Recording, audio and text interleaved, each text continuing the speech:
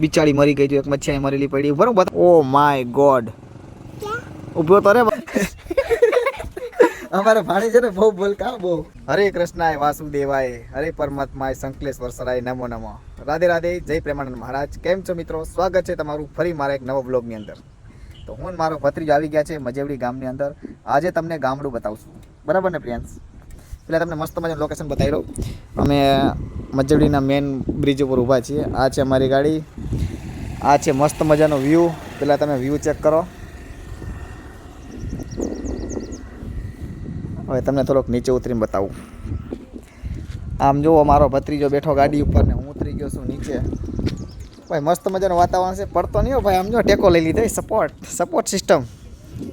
પકડું તને ભાઈ. હે આવી ગયો તારો કાકુ. તો મિત્રો ફાઇનલી હું ને મારો ભત્રીજો અત્યારે બ્લોગ મસ્ત મજાનો એવું લોકેશન આવી ગયું છે. ત્યાં અમે બ્લોગ ચાલુ કર્યો છે. પહેલાં તમને લોકેશન બતાવી દઉં મસ્ત મજાનું. પ્રિયાંશ કેવું લોકેશન છે એ તમને બતાવું. એક નંબર મસ્ત મજાનું લોકેશન છે, તમને બતાવું. જુઓ મિત્રો, આ છે મજેવડીની અમારી નદી. આપણી જ કહેવાય ને, અમારી મતલબ કે મારા માસીનું ગામ છે. હું આવ્યો છું મારા માસીના ગામે અને તમને ગામડું આજે બતાવું. ગામડું કેવું હોય ગામડું, તમે આમ જુઓ. મસ્ત મજાની નદી છે. ડેમ પાછળ આપણે જઈશું, ઝૂમ મારીને જોશું. આ છે મજેવડીનો મેન હાઈવે, આ છે નદી. અને હું મારો ભત્રીજો બે ઊભી ગયા છે. મસ્ત મજાનું લોકેશન છે. મેં કીધું ફોટા બોટા પાડીએ. તમને યકીન નહીં આવે અમને હું જોવા મળ્યું. આમ જો કેટલી મોટી માછલી, આમ જુઓ. જો અહીંયા રહી, જો બિચારી મરી ગઈ. જો એક મચ્છી મરેલી પડી બરોબર. બતાવતું પડી જશે. પ્રેસ હું તને બતાવું ભાઈ. આ પેલા મને બતા દે કેમેરામાં. અને હરો પૈસા આમ જો. ઓ બાપા, જો આ જાય, જો હરફ જાય, જો જાય. ઓ માય ગોડ, ઉભો તો રે મારા ભાઈ, પછી તને બતાવ. પેલા મને શૂટ કરવા દે. ઓ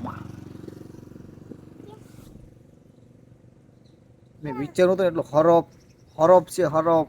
મને તો એવું લાગે છે કે આ મજેવડીનું નદીનું પાણી છે ને બહુ ઝેરીલું લાગે છે, કારણ કે મચ્છીઓ બધી મરી ગયેલી છે.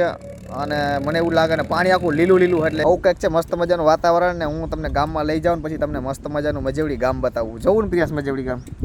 હા, ટાઈ કરી દો બધા, હાઈ કરી દો. તો મિત્રો અમે ને મારો ભત્રીજો ભાઈ નીકળી ગયા છે. અમે ખરબ જોયું અને 2-4 મરેલી માછલી જોઈ અને અમને થોડો ડર લાગ્યો કે યાર અહીંયા તો બહુ ડેન્જર પાણી લાગે. ઝેરીલું પાણી હોય તો જ મચ્છી મરે ને યાર. હવે જો અમે જઈએ છીએ ધીમે ધીમે, હું મારો ભત્રીજો ભાઈ. આપણે ક્યાં જવાનું છે પ્રિયાંશ?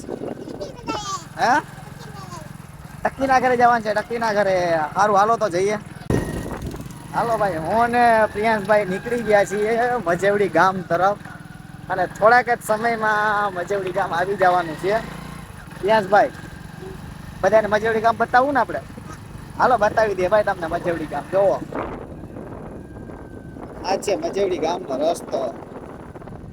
અહીંયા જુઓ તુવેરો આવીશ, પછી સામે જોવો દર્શન બસ આવે છે ને પ્રિયાંશભાઈ?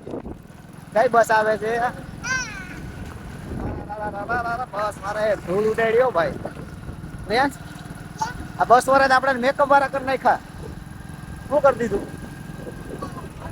આ બસ આપણે મેકઅપ કરી દીધા ભાઈ. મેકઅપ અમારે એક બાપા બિચાકડા ગાડી દોરવી થાય છે. મિત્રો, ગામડાનો રસ્તો તમને ખબર છે ને, ધોળીવાળા કરી નાખ્યો. મારે તો પાવડરની જરૂર ન પડી, મેકઅપ થઈ ગયો ગામમાં આવ્યા ભેગા. ના, મજેવડી ગામનું બસ સ્ટેન્ડ. હાલો, રસ્તો થોડો ખરાબ છે એટલે એક ગાડી હવે નહીં હાલ્યો. અમે હવે પડી જાવ ક્યાંક આમાં. જુઓ, અમે ગામની અંદર એન્ટ્રી લઈ લીધી છે. મારે ભેગો હોય ને મારો ભત્રીજો હોય એટલે એક ગાડી ન હકાય એટલે નકર આખો બ્લોક શૂટ કરત ને તમને આખું ગામ બતાવે. હવે હે ને આખું ગામ બતાવાય બે નહીં, કારણ કે હવે મારે હે ને રસ્તો ખરાબ છે ને એટલે અમારે ગાડી હે ને બે આઈથી હાંકવી પડશે. કા પ્રિયાંશ? અને આઈડિયા ને અમે અમારે ગિમ્બલ ભેગું લઈ આવ્યા નથી. શું કહું પ્રિયાંશભાઈ?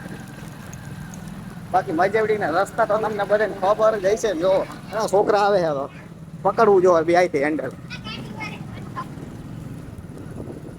મિત્રો, આ છે મજેવડી ગામની બજાર.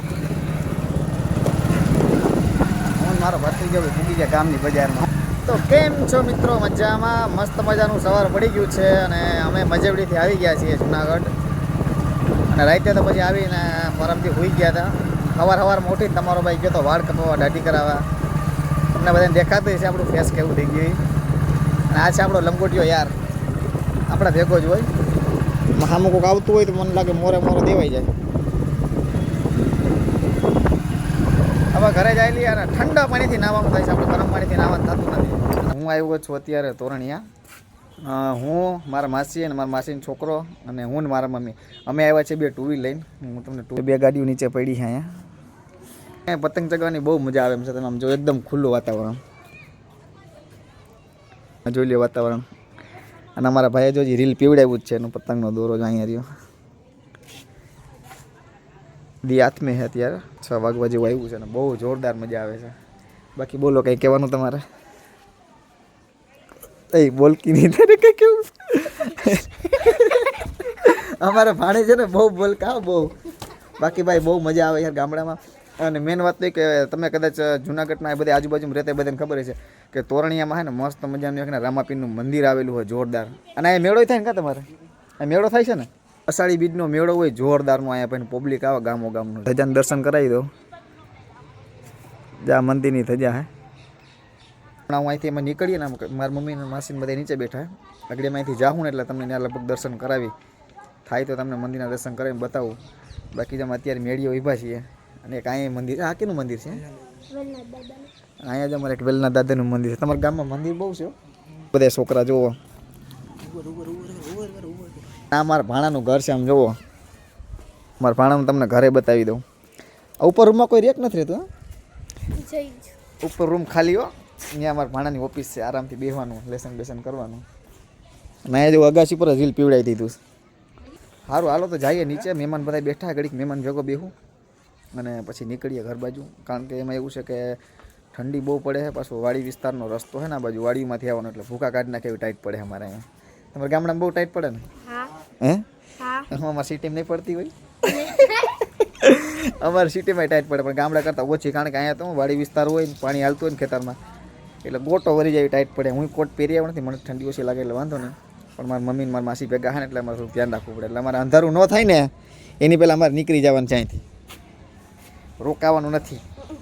કેમ કે આ ટાઈટનું રોકાવાય નહીં, પાછું ઘેરે પૂગવું છે, પાછી ટાઈટ છે શિયાળાની. એટલે તમે નીચે જાય મહેમાન બેઠા નગર કહે કે આ ઘરને તેણે ઉપર વ્યા ગયો કરી દો. ટાટા કરી દો બધાને, ટાટા કરી દો. આ ક્યાં આમ ટાટા કરવા જાય છે? ટાઈમ મળશે ને તો તમને મંદિરના દર્શન કરાવતો જઈશ. તો ભાઈ તોરણિયાથી તમારો ભાઈ આવી ગયો છે. મમ્મીને ઘરે ઉતારીને હું સીધો આવ્યો પાર્ટી પ્લોટે. કારણ કે રવિવાર હતો એટલે બહુ ભૂખ લાગી હતી અને સીધો આવી ગયો પાર્ટી પ્લોટ. આમ જુઓ તમે, આવું અમારું ડેકોરેશન છે. કન્યા વરાજા બતાવી દો જુઓ. મેં જમી લીધો, ટેન્શન લેતા નહીં. અમુક મારા ચાહક મિત્રો અમારો સુટરીઓ એમાં એવું થયું કે અમારા તોરણિયા ગયા ને મેં કેવું થયું કે અમારા બાજુવાળા મહેમાનતાના ઘરે બેવા જવાનું થયું એટલે થોડુંક મોડું થઈ ગયું. એટલે તમે મંદિરના દર્શન ના કરાવી શકો રામાપીરના. ભૂલચૂક માફ કરજો રામાપીર. અને સીધો ત્યાંથી નીકળી ગયો ઘરે અને કોટ ને બધું ભૂલી ગયો. તો મમ્મી કીધું કોટ પહેરીને જ જા. રામ રામ ડાયરા ને. બીજું સવાર પડી ગયું છે ને વાગી ગયા છે 10. તોરણિયા ગયા હતા કાલ રાતે. ઠંડીના એવા આટીમાં આવ્યા છે એની વાત જવા દો. મને તો થોડુંક તાવ જેવું આવી ગયો. સારું થાકોડો બહુ લાગ્યો. ઠંડી લાગી ગઈ, ગામડાની ઠંડી લાગી ગઈ મને. 10 વાગી ગયા છે, સવાર થઈ ગયું છે અને હજી ઘરની બહાર પગ જ મૂક્યો છે આમ જવો ઉઠીને. વિચાર કરતો હતો કે હવે ઉનાળો આવે તો અમારે કેવી સિસ્ટમ થાય ખબર છે? અમારે જો આમ રોડ છે, એક આ બાજુ રસ્તો છે. અમારે એટલે કંઈ છાંયો નથી એટલે એના બારે કંઈ આ સીતાફળીનો છાંયો હોય ને જ્યાં ત્યાં બ્લોક શૂટ કરવું. એટલે હવે બધા ગાડીઓ એટલા ને અમારા એટલામાં જ મૂકશે આમ જુઓ.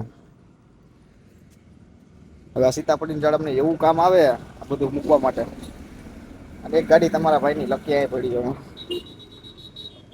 પપ્પા ગાડી લઈને આવ્યા અત્યારમાં પણ ચાવી અંદર જ મૂકીને વ્યા ગયા. ચાવી મારે કાઢવી પડશે અત્યારે ગાડીમાં. ગાડીની હાલત જુઓ. ધૂળ બહુ ઉડી યાર. અમારે રોડના કાંઠે મકાન છે ને એટલે ઘડી જ તમે ગાડી બહાર રાખો ને એટલે ધૂળ થઈ જાય યાર. તમને દેખાતું છે આમ જો અત્યારે કેટલી ધૂળ ઉડી જુઓ. એ અમારે બહુ તકલીફ થાય છે રોડ ઉપર યાર. ગાડીઓ બહાર પડી હોય ને એટલે ધૂળ બાયણે બેહાતી નથી. આમાં કેનો વાગ ગણવો? સરકારને તો કઈ કહેવાય એવું છે નહીં. આમ જોઈ લ્યો. આ તમારા દિવસો સારા છે યાર. તમને દિવસો ખરાબ છે. ક્યાં જાવ?